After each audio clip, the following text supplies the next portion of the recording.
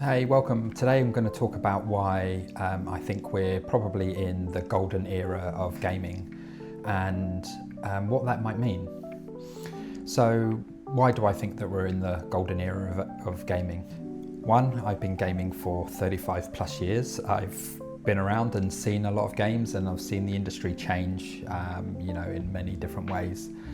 And two, an astounding stat that I found out the other day was the size of the gaming industry right now. The gaming industry is bigger than the music and movie industries combined, and that kind of blew my mind. I think it was something like, this might just be a US stat, but $138 billion a year, and that is a ridiculous stat to kind of get your head around. So yeah, it feels to me, the evolution of gaming and video games in general, they've now moved out of the shadows and they're really in the spotlight. And I'm not sure that many people in their day-to-day lives really realize that how much of an impact gaming is having on entertainment largely. Cinema movie releases recently, over the past kind of 5 years, we've had the Sonic movies. There's been 3 of those. They've done extraordinarily well at the box office. There's been Mario Brothers. That was $1 billion movie, I believe. And then the likes of Minecraft, which was just like a phenomenon by itself, and it was just taking over social media. So yeah, it's also really encouraging to see that people are engaging with video games unknowingly as well. Shows like The Last of Us have really helped with that. I've loved The Last of Us, and I know people that just haven't heard of it or understood the game have enjoyed the show, and that's just showing how much gravitas there is, within the gaming industry at the moment. It really feels like to me what the Marvel movies did to comic books over the past 20 years. They went from the geek realm to, dominating the industry. And whatever we think about those, I personally love them for entertainment, but others think that they're destroying cinema. I just think things like gaming and comic books give us so many other avenues to explore stories. And I think for me, that's one of the biggest drivers that have ever kept me engaged in games. If I think some of my favourite games of all time, they're story-driven. They're story-driven games that have immersed me in a world. I think the first game that really gripped me was Half-Life 2. Half-Life 2 was, if any of you are old enough to know what that was like when it came out, it just changed the industry. It was one of the first games that I had to upgrade my PC because it just couldn't keep up with what Half-Life 2 was trying to do. Half-Life 2 was story-driven, and level designs and the way that you moved through the world there was just, other games along the way for me, things like the Fable series. If you've ever played those, Fable series, again, story-driven decision-making, and you're immersed with your character and you're engaged there.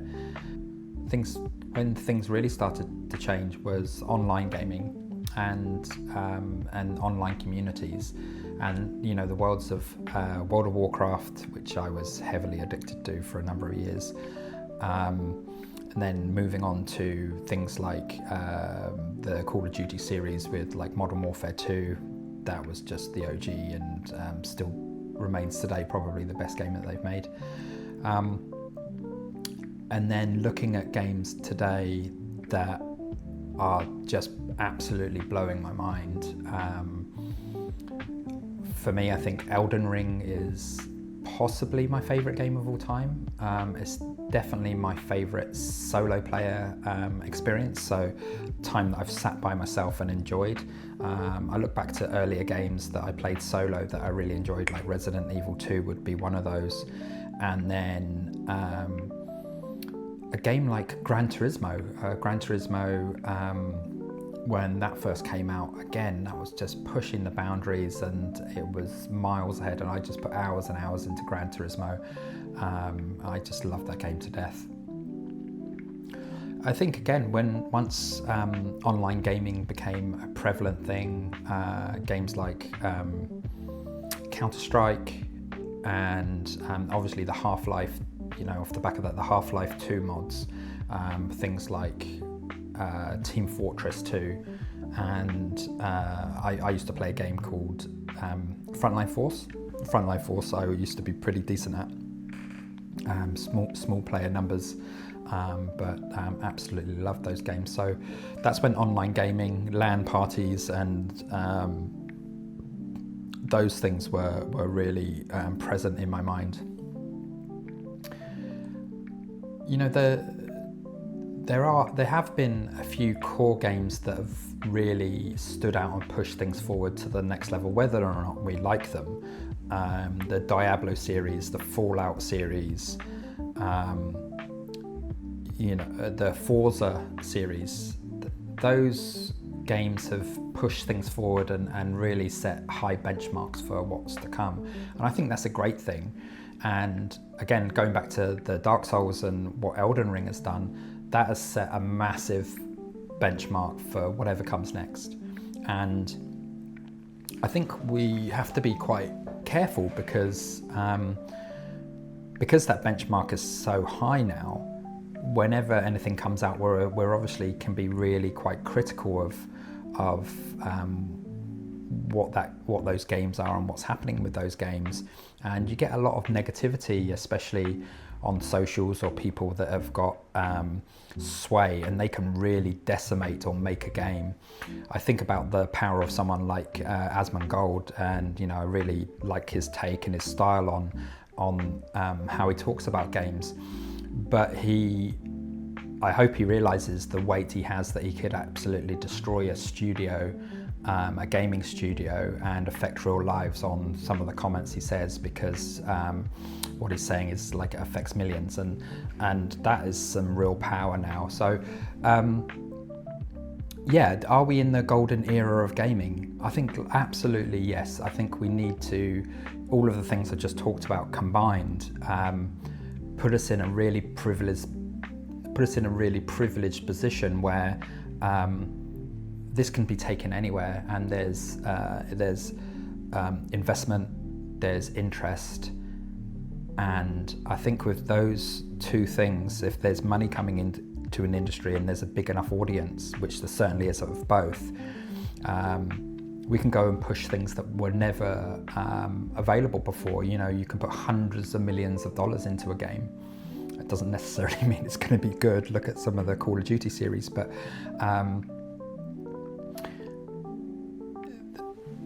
that's certainly something that we have at our feet, and it's down to all of us to narrate and guide the industry to where we want it to go, and hopefully play some of the games that we want to play.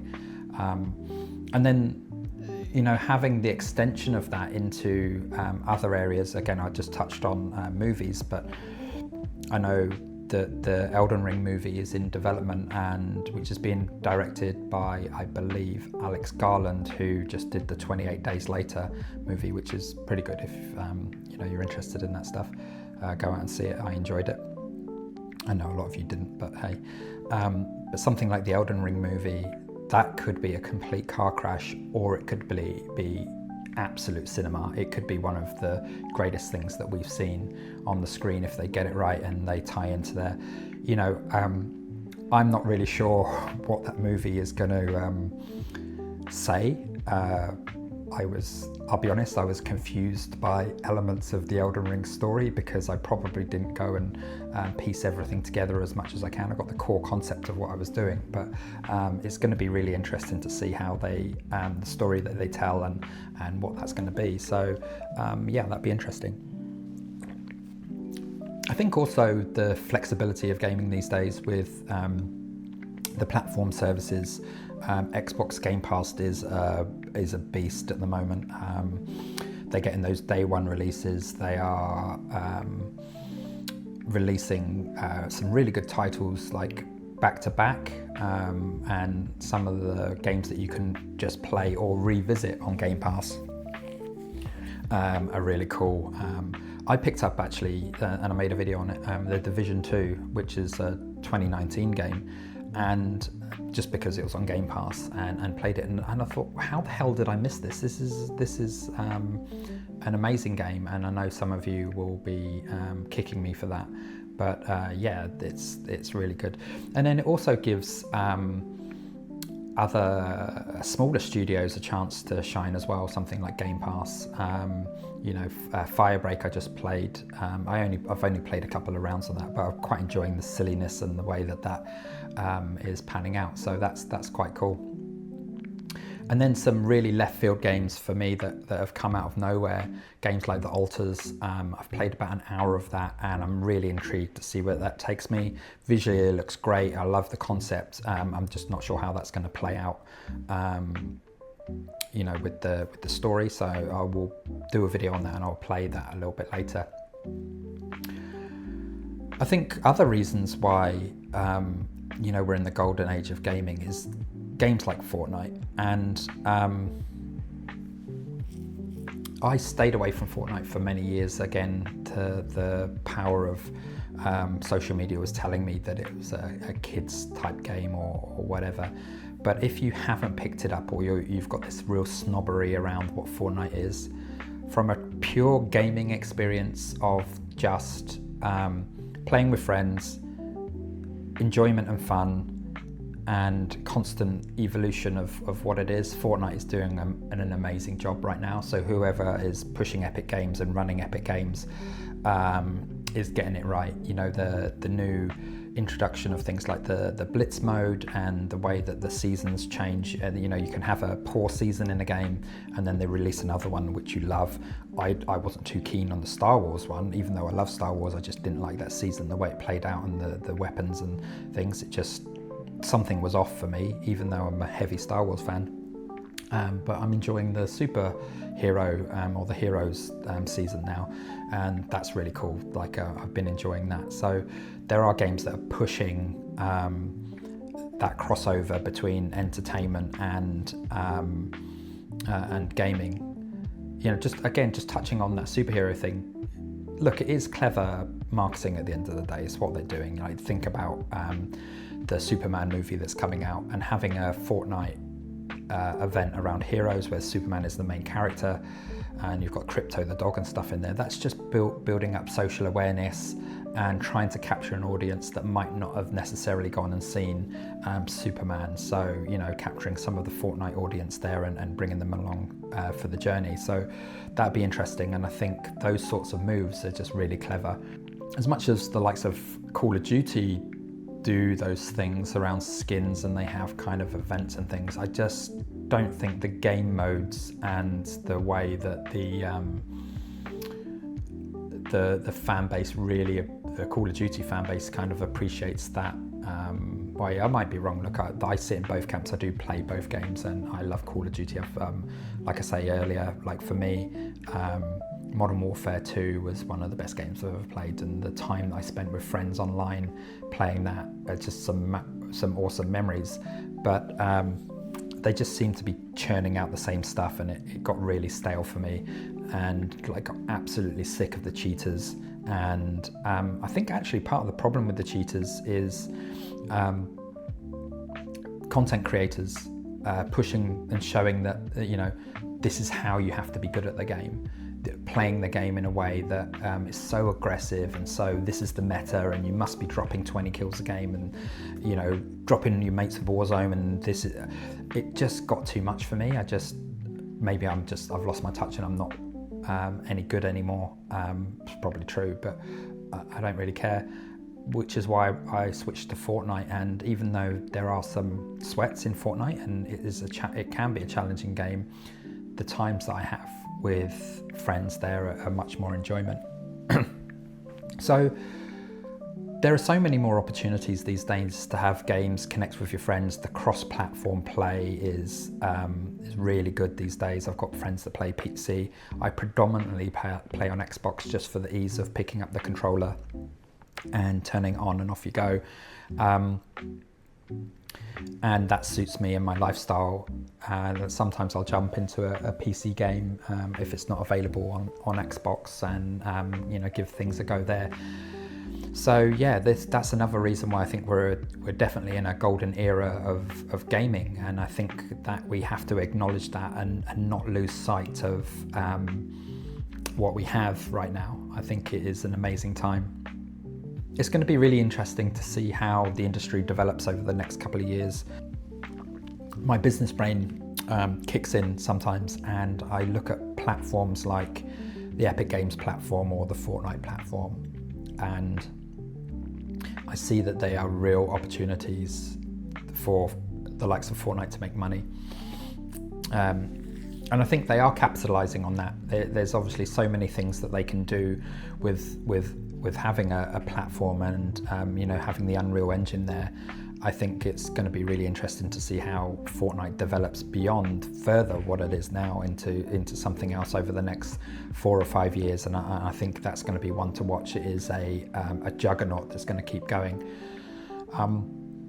The other game to mention for the future around that as well is something like GTA 6 and what they could possibly do with that game. I'm not saying this will be what the developers will do. They certainly won't. Hopefully they've put their time and effort into making a game, but there will be opportunities there to create communities, to create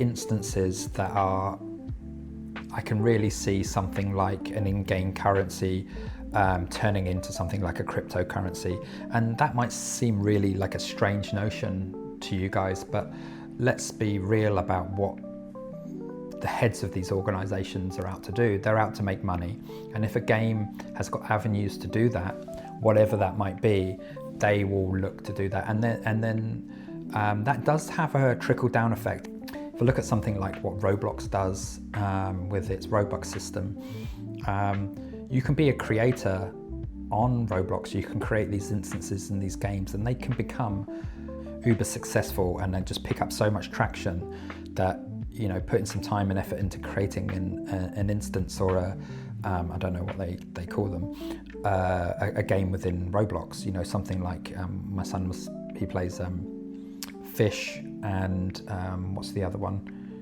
with block fruits, and those two have been so big that the creators of those instances are just have done well in their own right. So I can really see that happening on another level. If you're able to do that within Roblox is a kid's game, there's no doubt about that, the way it's presented. However, there's some real commercial value in what they do, and if you can translate that to something that has a much a bigger audience, because Roblox is massive, but your Fortnites and then your GTA 6. GTA 6 will undoubtedly be the biggest game of all time, whatever that means. And I think in terms of revenue, that's going to be absolutely huge based on the anticipation. We were going to get it quite soon. I think it was going to be October, but obviously that was pushed out, and we're somewhere else with GTA 6 now. So I'm really interested to see where that takes us, and I hope that we still get well-made, good games. And again, going back to Elden Ring, and what that has done, there's nothing in Elden Ring that is outside of making just an amazing game. There's no microtransactions, there's no coin systems, there's no ranking, there's no connection to money apart from making just an amazing game. And I think that is a testament to what some studios can do, and FromSoft being one of those in those realms. Another game I just wanted to kind of touch on and talk about briefly was a game called Rematch that I've just been playing. That's a funny hybrid game, and I think if a game like that can get enough traction, they have got a built-in store, they've got microtransactions, they've got skins, that could have it's kind of like FIFA and Fortnite, I guess. I played it. It's got, it's exciting, and the way it works, and you can develop your characters. I just worry that smaller studios have to integrate those parts of the game to recover enough money, because they're competing against some of the bigger studios and bigger budgets. I don't know if that's quite right in saying that, but it's interesting to see some of the smaller indie studios having to incorporate microtransactions and stores and things within their games. Or is it just people are so indoctrinated with microtransactions and stores that that's the way that things are, and they just accept it?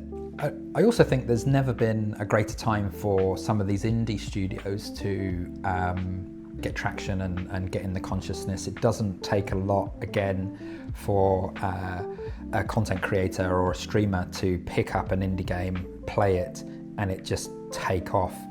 Again, I'm going to just latch back onto Asmongold, and if he goes and plays a certain game and streams for a couple of hours on a certain indie game, that can really affect its sales and how it's out there in the world. So studios are paying more attention to that now, and really trying to get into people's consciousness through content creators and what they can drive. So also, if I think about games today and going beyond kind of microtransactions, what the greater economy outside of the game looks like. A game like Warzone is released, and it's spawned 1 million different content creators, the good, the bad, the ugly. And some of them have gone on to build complete careers that are supporting their families, supporting other people, and building complete businesses around that. I look at like Cypher PK, who's obviously the Fortnite creator, and then I saw a video the other day on what he's achieved and what he's doing there, and employing all of these people and starting to develop their own Fortnite instances off the back of the Unreal 5 engine and what they're doing. And that's amazing. It's amazing that a game can not only spawn content creation for entertainment, but can support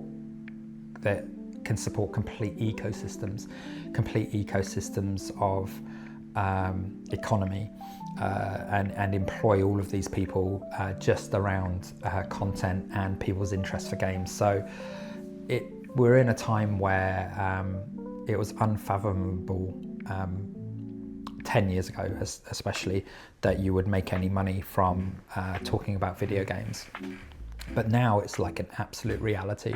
If you get things right and you capture the right audience in the right way, there's certainly opportunity to make money. So please like and subscribe. Really appreciate people's support. If you are watching this video, please help smaller creators. It goes a really long way to help with the motivation to keep doing it. Hopefully one day I'd love to be able to make this what I do full time, because I love talking about games and I really enjoy it. Look out for more of my content. Have a look back at my back catalogue. Some of it is terrible, but that's how you learn. I'm going to just keep going and keep recording until I get as good as I can be. Let me know your thoughts on if you think we're in the golden era of gaming. What games do you think are really pushing the envelope, and what games have changed your life? There's plenty of more discussion to be had around if that's the case. If you enjoyed this, again, please like and subscribe, and see you on another one. Cheers.